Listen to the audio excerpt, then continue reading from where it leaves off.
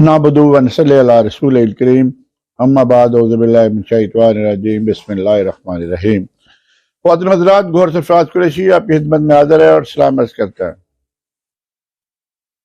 आज 1 जनवरी 2023 पहला दिन, और मैंने सोचा कि आज गुज़श्ता साल के अहम वाक़यात पर एक नज़र दौड़ाई जाए और आपको बताया जाए कि पिछले साल में हमें कौन कौन सी तकलीफ़ों का सामना करना पड़ा। खुशी तो शायद ही शाद नादर ही आई हो, लेकिन ये साल गमों का हार लेकर आया था। अल्लाह ताला से दुआ है कि आइंदा साल वो पाकिस्तान की अवाम के लिए, आलम इस्लाम के लिए खुशियों का पैगाम लेकर आए। सबसे पहले जो 2022 का वाक़या था, रजीम चेंज प्रोग्राम, जिसके ज़रिए ये इम्पोर्टेंट, मैं इम्पोर्टेंट नहीं कह रहा, इम्पोर्टेंट गवर्नमेंट हम पे मुसल्लत की गई, जिसमें एस्टेब्लिशमेंट का किरदार, जनरल बाजवा का किरदार और हमारी अदालतों का किरदार वो सबके सामने अया है। उसके बाद अरशद शरीफ का कत्ल, बेईमाना तरीके से उसको कत्ल किया गया, उसमें पूरी तरह एस्टेब्लिशमेंट मुलव्वस है। और अरशद शरीफ की वालदा ने तो नाम लेके बता दिए कि कौन कौन से उसके बेटे के कातिल हैं।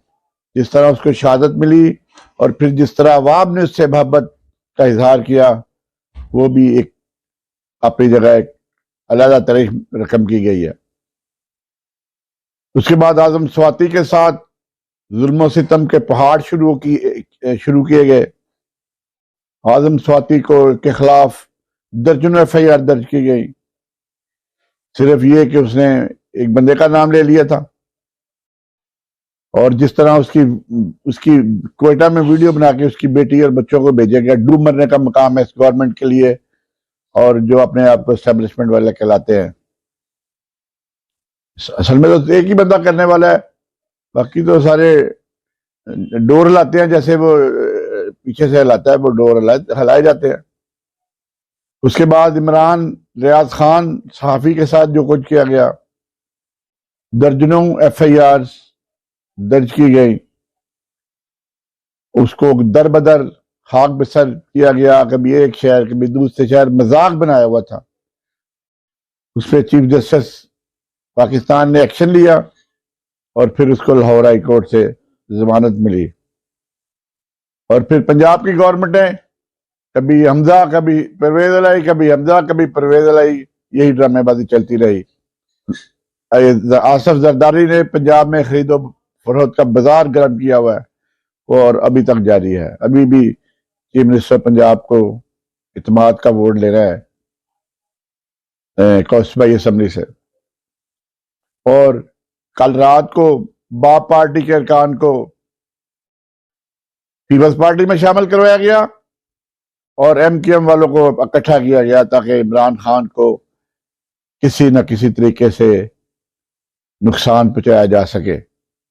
इमरान खान पे कातिलाना हमला भी पिछले साल के गमज़दा वाक़यों में एक था, जिसमें उसको 4 गोलियां लगी, मुअज़्ज़म शहीद हुआ। और इब्तिसाम ने दिलेरी का मुजाहरा करते हुए अल्लाह ताला के बाद इमरान खान की जान बचाई। जान तो अल्लाह की है और अल्लाह ताला बस तो इसबाब पैदा करता है, और उसने इब्तिसाम का इसबाब पैदा किया और इमरान खान को गोली लगने के बावजूद ये एस्टेब्लिशमेंट उसको रास्ते से नहीं हटा सकी। तो ख्वातीन हज़रात, ये वो चंद अहम वाक़े थे जो आपको बताना ज़रूरी थे। ये दिल खराश ही हैं, एक से एक बढ़कर ये वाक़या जो है परेशान कुन है, तकलीफ़ों वाला है। ये गवर्नमेंट ने जो मुसल्लत की गई है, ये इलेक्शन की तरफ नहीं जा रही, मुल्क दिवालिया की तरफ जा रहा है और हमारा कोई पुरसान हाल नहीं है। अल्लाह ताला से दुआ करते हैं, या अल्लाह इस जालिम हुक्मरानों से निजात हासिल करवा, जिस तरह गरीब आदमी को उन्होंने तबाह बर्बाद करके रख दिया है, इनको भी तबाह बर्बाद कर। इसी के साथ इजाज़त दें, दुआ में याद रखें। अस्सलामु अलैकुम व रहमतुल्लाहि व बरकातुहू।